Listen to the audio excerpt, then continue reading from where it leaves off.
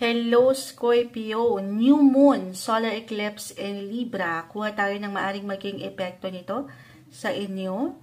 Ang solar eclipse po, pwede itong agad-agad ay maramdaman nyo na ngayon pa lang, October 2, or sa mga susunod na linggo, or even months. We'll see. Ang importante naman ay yung ngayon. Anong kailangan yung marinig ngayon?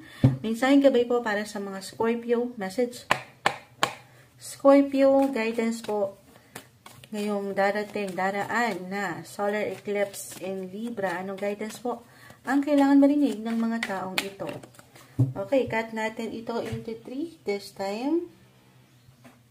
Scorpio, anong kailangan yung marinig?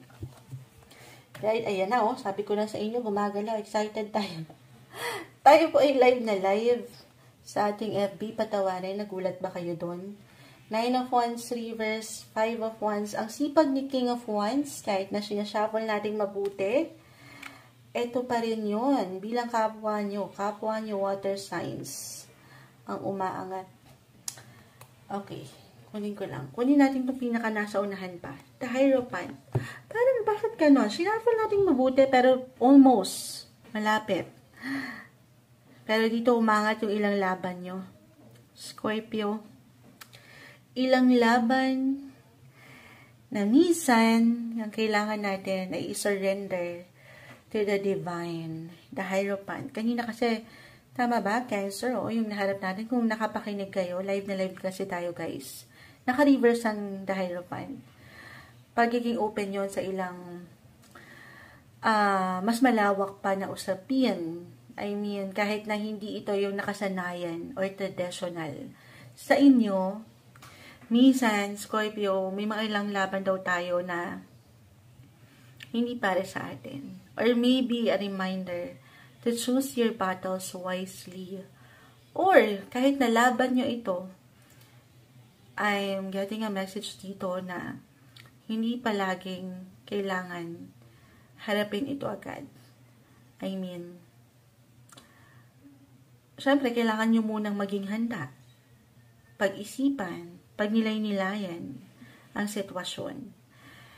Kung para sa inyo pa ang laban na ito talaga. Or kung paano, step by step, ay mailalaban ang pwedeng inihahain sa inyo ngayon pa lang ng buhay. Ayan na naman tayo. Bilang kayo mga water sign, sobrang malalim din yung nahugot ko kanina sa mga Cancer.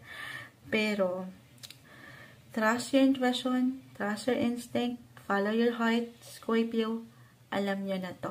Pero again, hindi nyo kailangan madaliin na labanan ang inyong nararamdaman or ang posisyon, relasyong ito, pakiramdaman.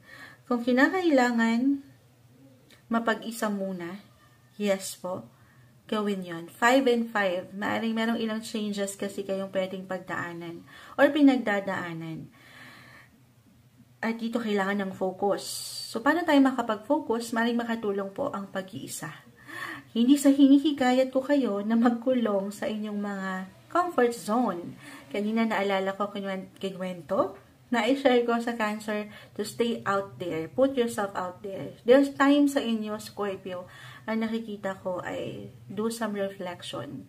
Makapag-iisip tayo, makapag-focus tayo sa dapat natin gawin, tahakin ng higit kung pagninilay-nilayan natin ng higit. Ano yun, Moonchild? Una't huli sa lahat.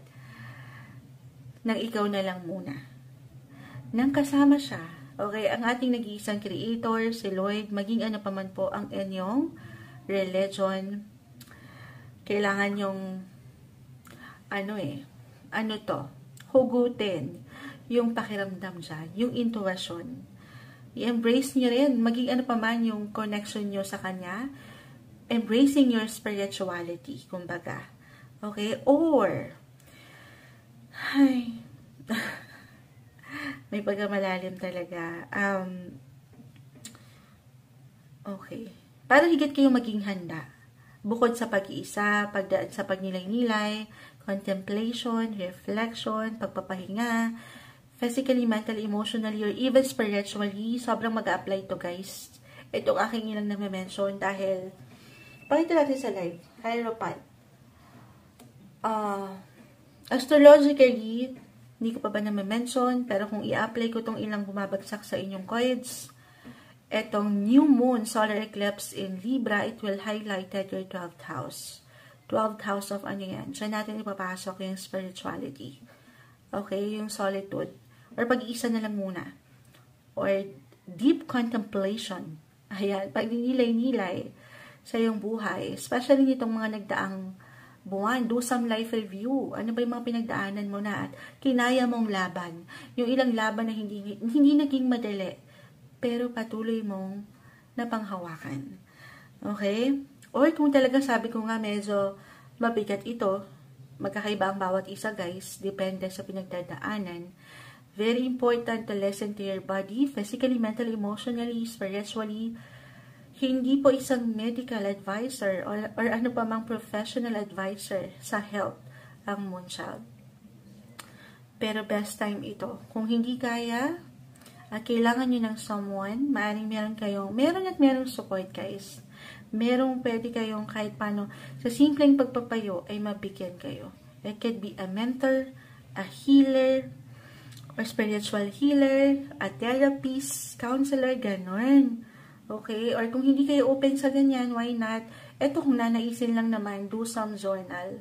Or try to do journaling. Okay? Kahit sa simpleng sipin nyo lang. Yung mga nasa loob nyo. Ano yun?